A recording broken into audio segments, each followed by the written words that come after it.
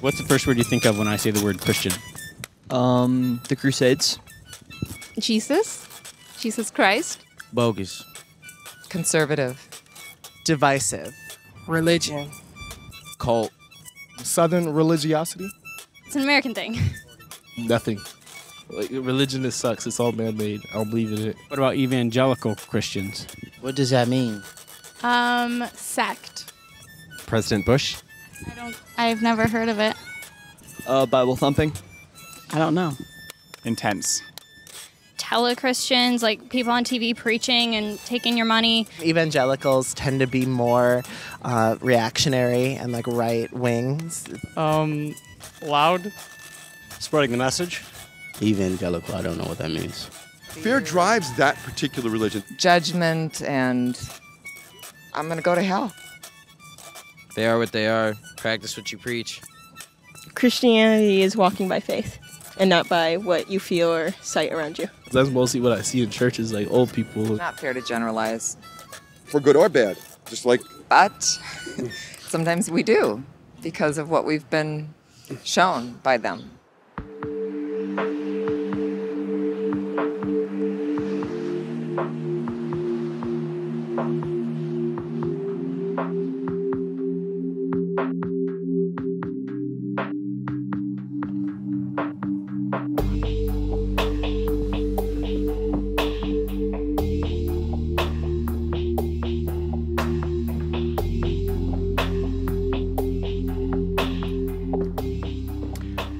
Almost 20 years ago, I wrote a book called What's So Amazing About Grace? In the years since that book came out, I can truly say that grace is still as amazing as ever. However, I now sense that we've got a problem.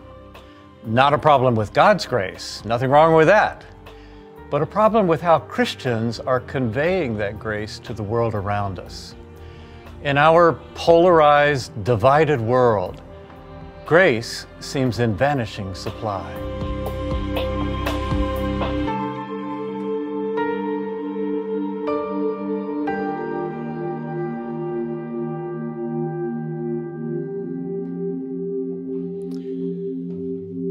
I decided to write this book after learning about some surveys conducted by the George Barna Group. You may have heard about the rise in nuns. Now that's not N-U-N-S, the Catholic women who used to wear black and white habits.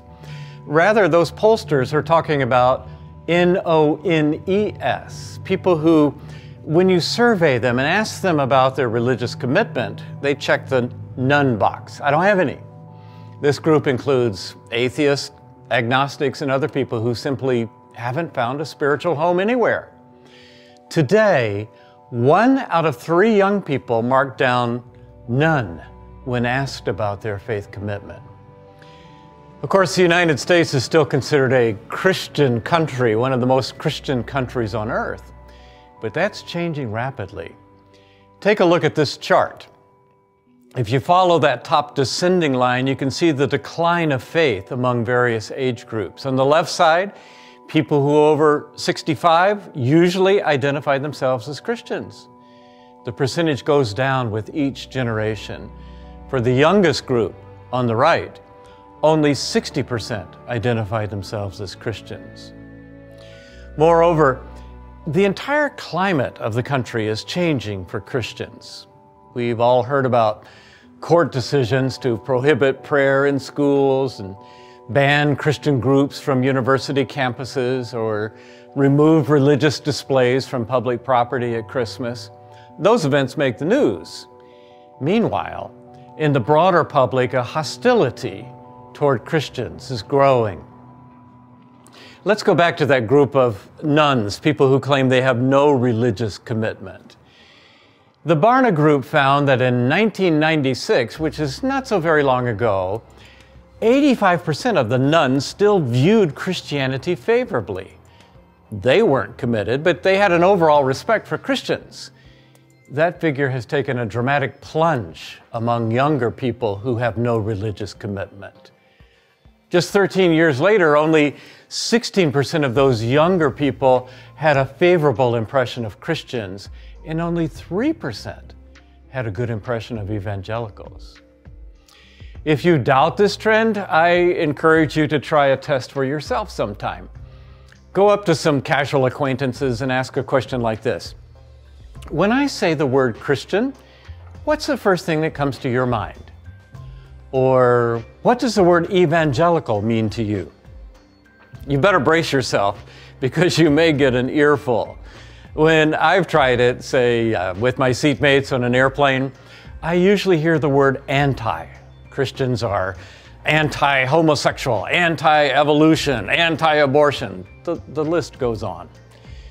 Of course, those are important issues worth debating, but you can relax. We're not going to be discussing them in this series. Instead, we will focus on why so many people have a negative reaction to the Christian faith. Why doesn't it sound like good news? And then, what can we do about it? Where does all the hostility come from? To find out, we went to visit Gabe Lyons. As a student at Liberty University, which was founded by Jerry Falwell, Gabe had firsthand experience with Christians and their involvement in politics and the backlash that can produce. Later, he worked with the Barna Group to co-author a best-selling book called Unchristian: What a New Generation Really Thinks About Christianity and Why It Matters. He went on to write a second book called The Next Christians, and he founded a series of conferences called the Q Conference. They explore how to mobilize Christians to live out their faith in a healthy way. He made some conclusions about what we're doing wrong and how we can do it better.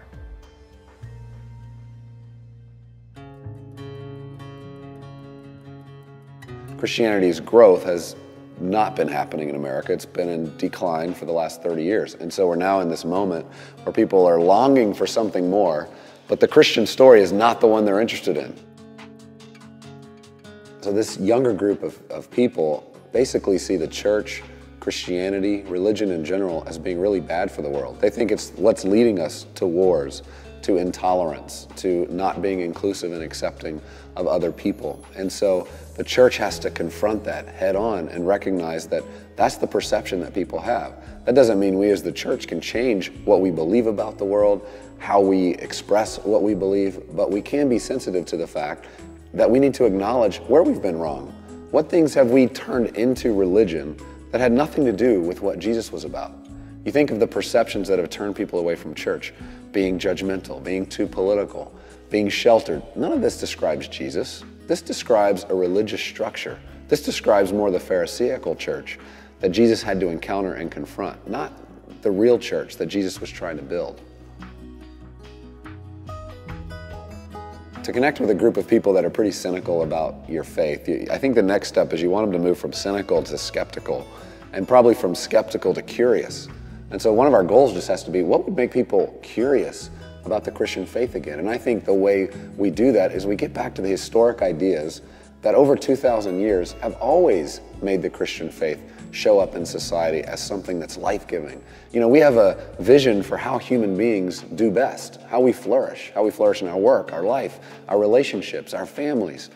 We need to offer that vision again, not in a way that's condemning people who don't want to follow it, but in a way that's giving life in our churches so people can bear witness to these great ideas. You know, Christians historically have been known to be the first in line to fight injustice.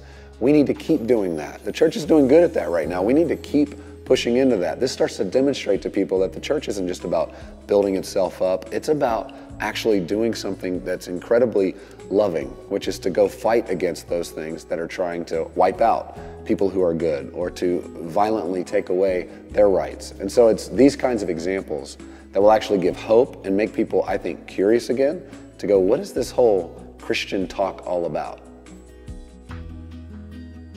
I don't believe the future is going to be the church that's, you know, we show up at church and we're entertained with the rock band and the light show and the big screens. I don't know that that's where this is going. I think we're in a place now culturally where people are looking for a church that's asking something of them. It's not just to serve the church, but it's to say, how are you going to live this out in the place you've already been called? So whether you're a business executive, a teacher, whether you're a homeschooling mom, what is it that God wants to do right where you're at? And churches who can answer that question, disciple their people towards that, are going to be the churches that matter. And they won't be churches that are just about Sunday morning experiences. They're going to be churches that have to be a part of your life, where the fabric of your life is made up of needing one another in community. And I think we'll find in the coming days that churches who are doing that, who are engaging their people, telling the stories of their congregations, making it about all of us as the church, not just about a few great communicators or a few great singers or performers. I think we're going to find a church that all of a sudden gets into a place where it can start to flourish again.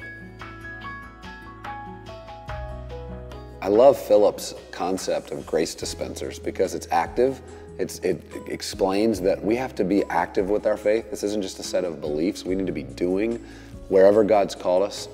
And the grace that he describes isn't just a grace that's only about salvation that takes us out of this world and into heaven, but it's a common grace. It's a grace that also benefits this world. And as we as Christians start to live in that way, we start to help other people understand why they exist, what their life's about, why we're all here. We start to answer the biggest questions that people in the world are asking because we understand how big God's grace is, but we also are doing it. It's active. It's no longer just talking.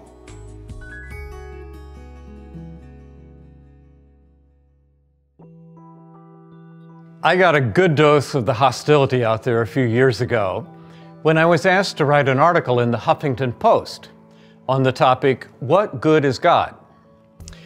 I described the difference that God can make on 3 different levels. First, God transforms individuals. As a journalist and writer, I've heard stories from alcoholics, prostitutes, and members of the lower castes in India who have been completely transformed. For example, I once met with a group of 100 women who were rescued from sexual trafficking by Christian ministries working in different countries. Trust me, most prostitution in the world is not like you see on TV shows about Las Vegas. Tell me your stories, I asked the women, and for almost 3 hours I heard them give wrenching accounts of shame, degradation, and abuse. I remember one story in particular. It came from a woman in Bulgaria. Her English was not so good. "Everybody, she have somebody look down on," she said. "Not us. We are at the low. Nobody mother say to her, 'Honey, when you grow up, I want you be best prostitute in town. Most families, they ashamed of us. But sometime, when you are at the low, you cry for help.'" She went on to tell how Christian missionaries reached out to her, rescued her, gave her shelter, trained her in a job. This woman was utterly transformed. Now she runs her own ministry to prostitutes. The gospel doesn't just affect individuals, though. Christians can create a caring community. In my article, I mentioned that churches that responded after Hurricane Katrina, they kept on operating shelters and food kitchens and continued to rebuild houses long after the government programs had shut down.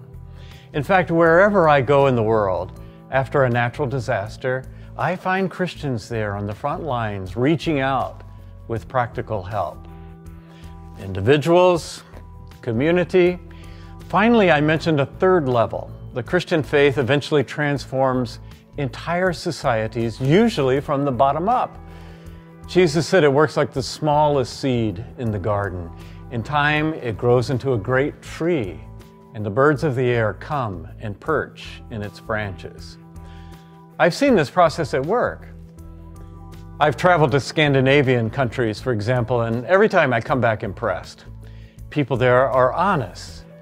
You never have to count your change after buying something, unlike some countries I visited. Scandinavians are charitable. They're right at the top of the list of countries that give economic aid. They care about the environment. They take care of the weak and vulnerable. You don't find slums or very many poor people in a country like Sweden. And they welcome with open arms refugees from places such as Iraq and Syria. Well, the first time I visited Sweden, I happened to be reading a book on European history. I learned that for several hundred years, many prayers in Europe ended with this phrase, "Lord, save us from the Vikings. Amen." What happened to transform a race of warring and pillaging Vikings into modern-day Sweden, Norway, Denmark? The gospel happened. It took several centuries, but eventually the gospel transformed an entire culture. I wrote about each one of these levels, individuals, community, entire societies, in the article for the Huffington Post. And I thought I made some good points. My, what a firestorm of responses I got. Let me read you some of the comments posted by readers. No good God would allow some of the things going on around us. Assuming there is a God, He doesn't do any of us any good at all. God makes waffle batter fluffy. His only power, little known fact. The question for evangelical ministers isn't whether there is or isn't a God or whether God matters. The question for their flock simply is, where's the money? Show me the money. Religion and a nickel will get you a cup of coffee. I have asked the what good is God question many times, and I've always come to the conclusion that God either does not care or does not exist. Some responders got more personal, such as the one who posted about my near-fatal auto accident. He needs his neck broken, I think. Too bad he didn't die before writing such a pathetic article. Or the one who said about my photo, the guy looks like a wacko like all evangelicals. See what I'm talking about? No, of course, not every non-Christian is hostile to the faith. Some who may fall into the category of nuns may be outsiders to the faith, but they're open. Perhaps they're even seeking. A lonely single person in the city, or young parents who are looking for some guidance on how to raise their children, somebody going through a health crisis or a recent divorce. People like that may have no inbuilt hostility to the Christian message, and indeed when they hear it, it may sound like good news. But there's the other category, post-Christians. No doubt you picked up some of their hostility when I read responses to my article. To them, Christianity is bad news, not good news. As we meet together in the next sessions, we'll take a good look at what lies behind their negative feelings. Why has the climate of faith changed so dramatically in recent years? And what adjustments should we make if we want to communicate good news to a thirsty world, even to those who may not know they thirst?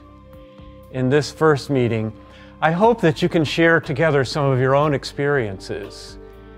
What reactions have you gotten from neighbors and friends who find out you're a Christian? Or perhaps you've been turned off by some individual Christians or by churches. And in the next sessions, we'll dig deeper and explore ways to communicate faith to a culture that seems to be running away from it. I think one of the great opportunities in our moment right now is to recognize that God's up to something. He's still moving. He's not wringing his hands wondering what happened to American culture. No, there's a huge opportunity happening right now, but it starts with us as Christians and the church regaining confidence that what we believe really is good news for the world. We've been told by a lot of people it's bad news because it's telling people what they shouldn't be doing or rules they need to be following. But the reality is this is the best news in the world for a human being. And so we just need to get better at not only believing it, but knowing how to share it.